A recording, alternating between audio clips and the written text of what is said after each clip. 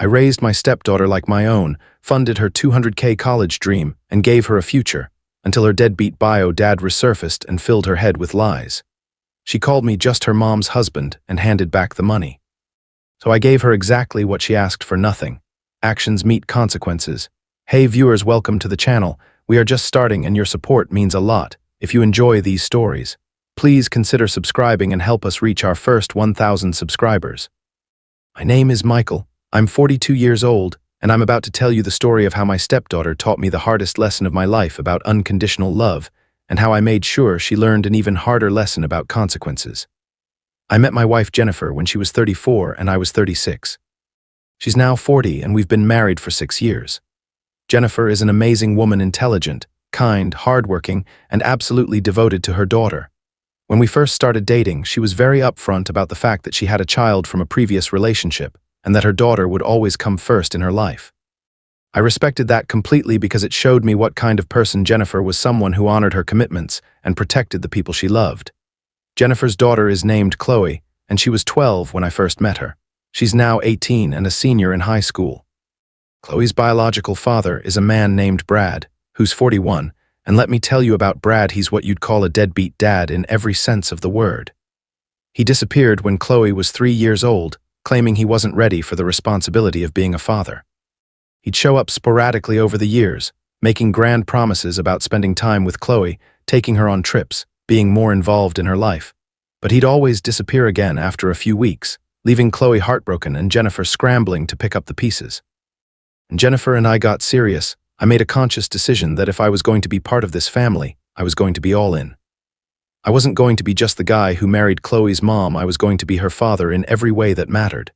I knew I'd never replace Brad in her heart, and I didn't want to, but I wanted to be the consistent, reliable male figure she'd never had.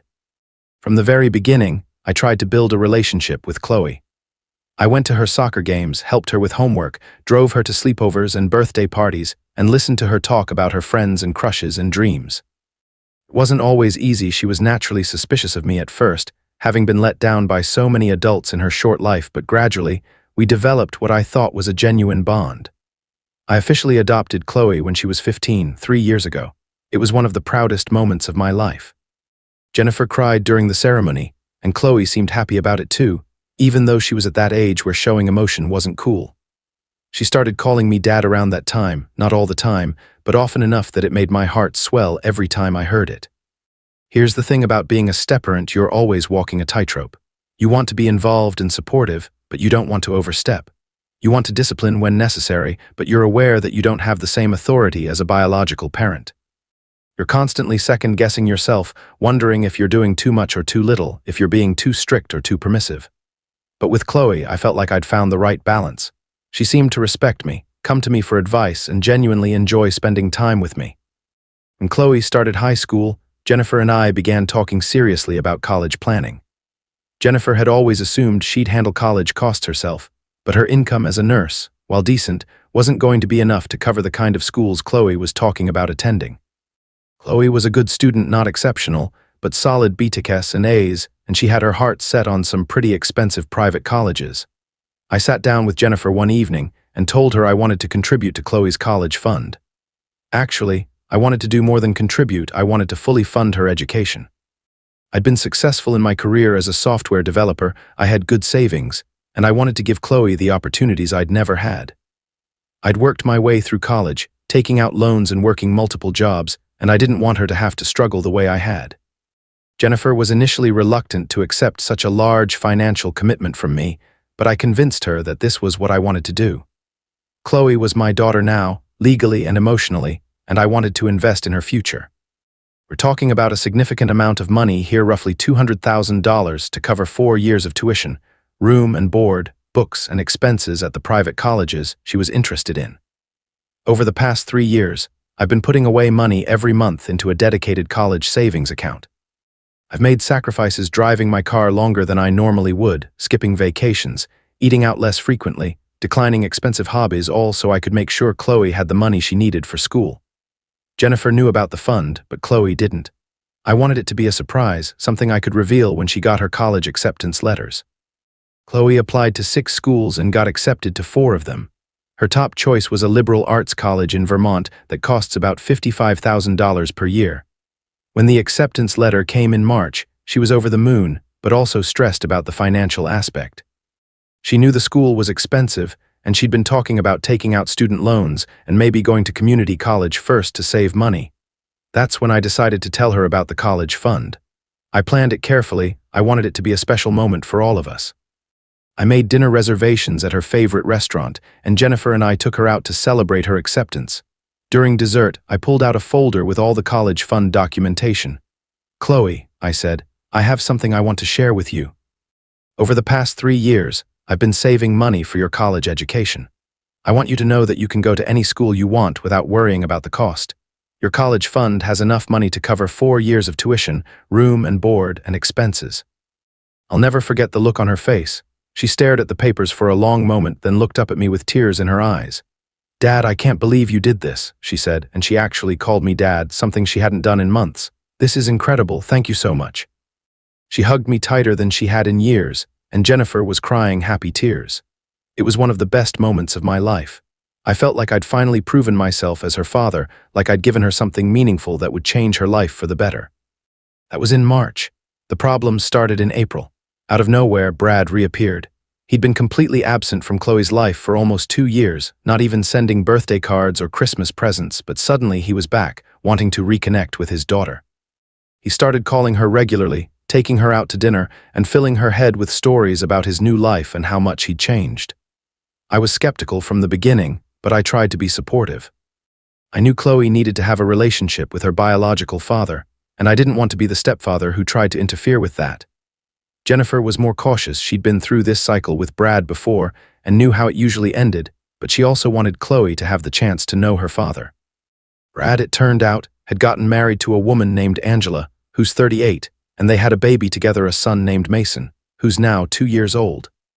Brad was spinning this narrative about how becoming a father again had made him realize what he'd lost with Qley, how he wanted to make up for lost time, how he was finally ready to be the father she deserved. At first, Qley was cautious too. She'd been hurt by Brad's disappearances too many times to trust him completely. But Brad was laying it on thick, expensive gifts, promises of trips together, constant attention and affection. He was love-bombing her, basically, and it was working. The first sign that something was wrong came in May. Qley started becoming distant and moody around the house. She'd spend hours on the phone with Brad, talking in hushed tones, and she'd clam up whenever Jennifer or I entered the room. She stopped asking me for help with things, stopped coming to me with problems, and started treating me more like a stranger who happened to live in her house. Jennifer noticed it too, but when she tried to talk to Qley about it, Qley would just say she was stressed about graduation and starting college. We decided to give her some space, thinking it was normal teenage behavior and that she'd come around once she got through this transition period. Then, in early June, about 2 weeks before graduation, Qley asked if she could talk to Jennifer and me together. She seemed nervous, fidgeting with her hands and not making eye contact. We sat down in the living room, and she launched into what was clearly a rehearsed speech. "I've been thinking a lot about college and my future," she began, "and I've realized that I want to have a relationship with my real father. Brad has been working really hard to be part of my life again, and I think I owe it to him to give him a chance." Jennifer and I exchanged glances. "Qley," Jennifer said carefully, "we're glad you're reconnecting with your father. That doesn't mean you have to change anything about your relationship with Michael." "But that's just it," Qley said, and now she was looking directly at me. "Michael, you've been really good to me, and I appreciate everything you've done, but you're not my real father. Brad is my real father, and now that he's back in my life, I want to focus on building that relationship." I felt like I'd been punched in the stomach, but I tried to stay calm. "Qley, I understand that you want to have a relationship with Brad. I've always supported that, but that doesn't mean our relationship has to change. I've been your father for 6 years. You've been my mother's husband," she said, and her voice was getting sharper. "You've been the guy who pays the bills, but you're not my real dad, and I'm tired of pretending that you are." The words hit me like a physical blow. Jennifer gasped and started to say something, but Qley wasn't finished. "I've been thinking about college too, and I've decided that I want Brad to help me with that. He's my real father, so he should be the one to pay for my education, not you." That's when I realized what was happening. Brad had been filling her head with poison, convincing her that I was just some interloper who'd been trying to replace him, that he was the one who should be playing the father role in her life. And now that she needed money for college, He was probably promising her that he'd take care of it. "Qley," I said, trying to keep my voice steady, "has Brad promised to pay for your college?" She hesitated for just a moment, which told me everything I needed to know. "That's between me and him," she said finally. "So he has promised," I said. "And you're willing to throw away our relationship based on a promise from someone who's let you down repeatedly for the past 15 years. "He's changed," she said, but I could hear the uncertainty in her voice. "He's married now, he has a family, he's stable, he wants to be my father."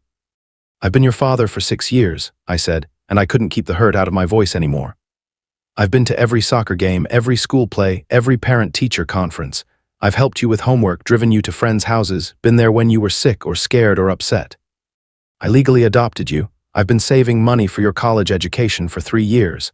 But none of that matters because I'm not your real father." Qley's face was getting red, and she was starting to look angry instead of just nervous.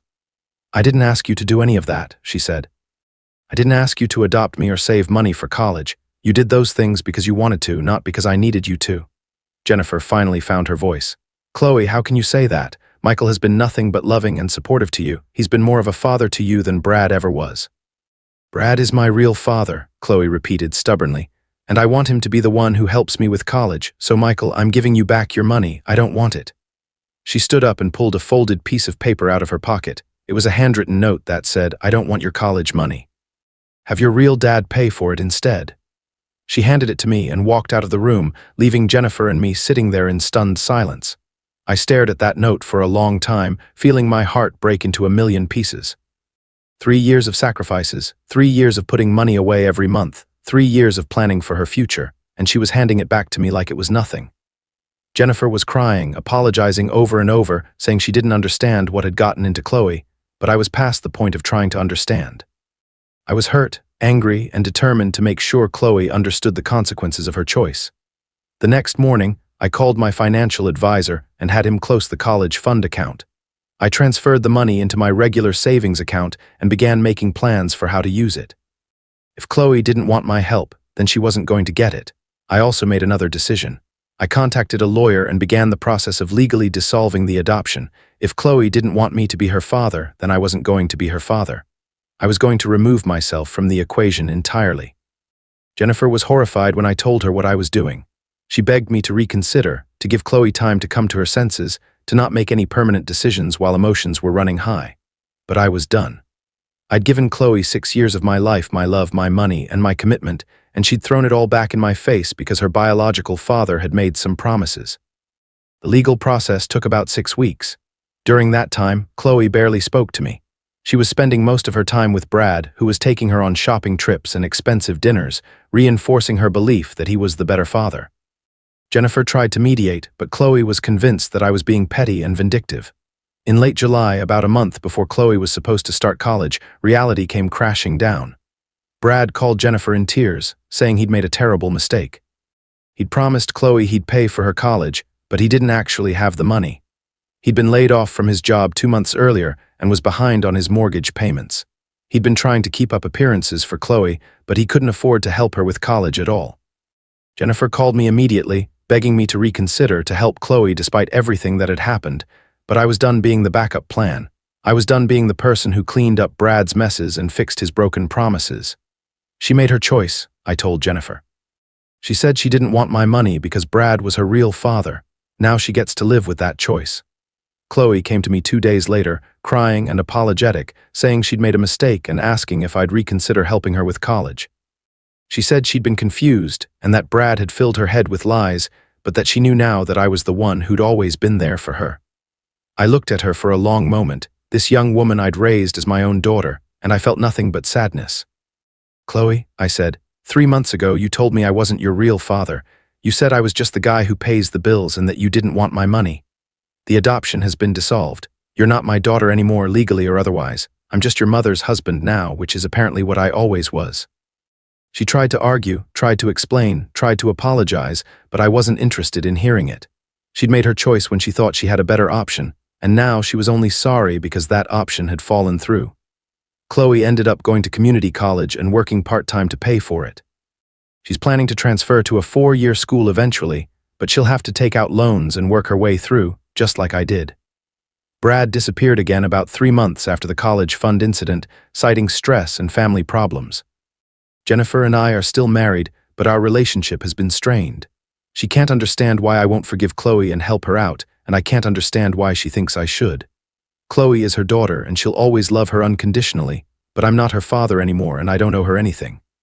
The college fund money is now funding my early retirement.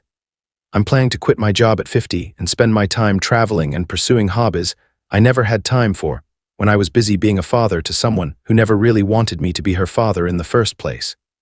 Sometimes people ask me if I regret my decision, if I think I was too harsh, but I don't regret it at all. I learned a valuable lesson about the difference between being wanted and being needed, between being chosen and being settled for. Qley taught me that lesson, and I made sure she learned one too, that actions have consequences, and you can't always take back the words you say when you think you have better options. I loved her like she was my own daughter, and she threw that love away the moment she thought she didn't need it anymore. That's her choice to live with, not mine.